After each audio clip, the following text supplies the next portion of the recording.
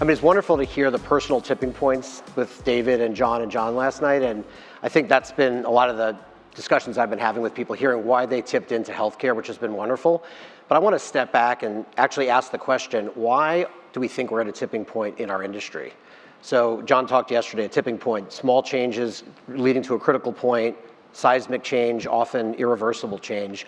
Why do we think now is the time we're going to cure cancer, or now is the time we're going to bend the cost curve, or now is the time we're going to reverse the trend for maternal mortality, as we heard, from Michael and Chelsea so passionately?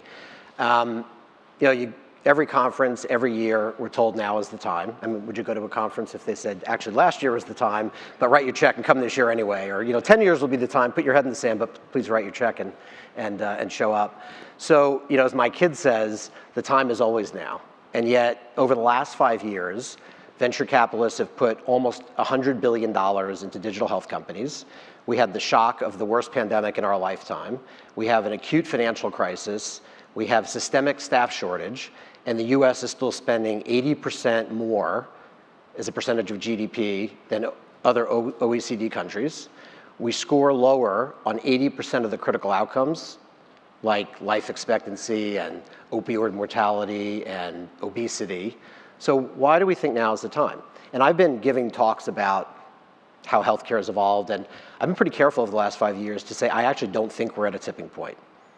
I've been using the term, I think I coined the term, an inevitability point. And what I meant by that was, we know transformation is going to happen, but we don't know when and we don't know how. And what's really required is a catalyst. And I actually think now we're seeing the catalyst. So I want to explain what I mean by that. And I'm a big student of evolutionary biology. I think actually if you look at how life evolved, you can kind of look at how other systems, understand how other systems evolved. And the first thing you notice when you look at how life evolved is, for long stretches of time, virtually nothing seems to be happening. There's mutations, most of the mutations are neutral, some of them are deleterious, there's very few that are actually beneficial, they get selected for, and you have very gradual change. But every once in a while, there's some real big innovation, and it leads to dramatic change in life on Earth. So some of those things, the catalyst could be exogenous. It could be like the comet landing in the Yucatan Peninsula, wipes out 75% of Earth, and it ushered in a new age, right, a new age of mammals.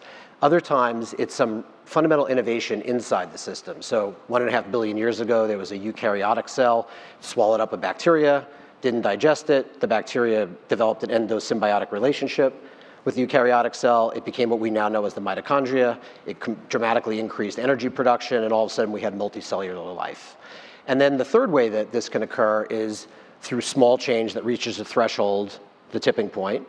And if you think about like light-sensitive cells, they appeared years and years ago in the record of life, but about 540 million years ago, the eye, the complex eye, evolved in an astonishingly short period of geological time. You could say it happened in a blink of an eye, and all of a sudden life opened its eyes, and we had this arms race of predator and prey, and that became what we refer to as the Cambrian explosion of all of these different life forms. And if you actually look at the evolution of healthcare, you see the same thing. So back in 1846, there was a big innovation. There was the first time, there was a dentist actually at Mass General who used anesthesia the first time in a surgery, and it dramatically changed. It was a landmark event in surgery. All of a sudden, people could have complex surgeries. There was much less suffering, and you could do it safely. And so that really dramatically changed surgery. Later on in that century, you had a couple of scientists that were basically sort of debunked the notion of spontaneous generation of disease, the germ theory of disease, and that ushered in a whole era of antiseptic practices, public health, saved probably millions, if not billions of lives since the late 19th century. Then in the early 1920s, we had Alexander Fleming, I'm sure people are familiar with. He came back from vacation, St. Mary's Hospital in London, looked down and saw that there was a mold that was contaminating his bacterial plates, and his quote, this is what I'm going to read because it's very interesting. He came back and said, "When I woke up just after dawn on September 28th, 1928, I certainly didn't plan to revolutionize all medicine by discovering the world's first antibiotic or bacteria killer, but I guess that's exactly what I did." I mean, can you imagine knowing that you're going to actually change healthcare in one day? And then in 1962, and this will be the last example, but 1962, the FDA required well-structured studies in all pharmaceutical submissions. And so that ushered in this era of randomized controlled trials, and that's, I would say, the era we're living in today, which is evidence-based medicine. And I think now we're on the cusp of that next profound innovation that's going to usher in the next 50 years of a whole new healthcare system. And so healthcare data, we heard a little bit about the biases in data, but healthcare data is growing faster than in any other industry.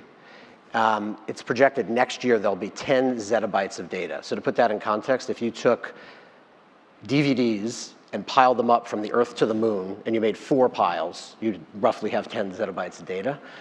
We know at the same time that AI has been advancing at unbelievable rates. And if you think of what AI is really doing, it's actually mimicking human and non-human sensory and intelligence systems. And then, of course, we know the subset of Gen AI has really taken off with GANs and transformers and all the GPTs, and that culminated in the introduction of ChatGPT, which was kind of a zeitgeist moment on November 30th, I think it was, 2022. And then all of GPT-4 and everything that's gone on since. So I think this moment feels like we're peering over the shoulders of Alexander Fleming, and we're looking at that, clear margin around the mold where no bacteria was growing. And I think we're at that point where we're going to enter into seismic change, and it's going to be irreversible. We're not going to recognize healthcare looking back 50 years from now. And foundational platforms, Mark talked about them earlier. Foundational platforms are going to be like the electric grid. It's going to be like the mobile networks. It's going to be like the internet and the cloud that's fast becoming a utility. And so that's leveling the playing field. And the game changers, the winners, the change agents are going to be those that can bring valuable assets and change them with AI. And I would argue that health systems, all of you in the room, have those valuable assets. It's not big tech. It's not going to be private equity. It's not going to be venture-backed startups. It's not going to be big retail. It's going to be health systems who have the patience, you have a deep understanding of the workflow, you have an empathetic and knowledgeable staff, and most importantly, you have the trust. And this gets to the conversation that Chelsea was having earlier about bias. You guys understand what works and what doesn't work. So I think we're tipping, the term, I don't know if we used it in the white paper, but I think we're tipping into an era that I would call applied AI. We had the innovation of AI culminating in this moment of ChatGPT, and the next 50 years is going to be how do we apply it? And I think how it gets applied and what that era looks like is really going to be up to you all in the room. We at Aegis are, but at the same time, thrilled and honored to be your partner as we walk down this journey. And I'd like to ask everyone to mark their calendars. I know this is our first leadership forum. We're only halfway through, but mark your calendars for, what's today's date? September 15th, 2074, where we're going to convene and we're going to look back on the 50 years of transformation that you all made. I also encourage you to look at the white paper. We actually have some very specific theses, as John alluded to, of their initial, their preliminary, but we have some theses about how we think the world's going to change. And really, I think it feels like the moment that healthcare is really starting to open its eyes. So thank you. Thank you all for being here.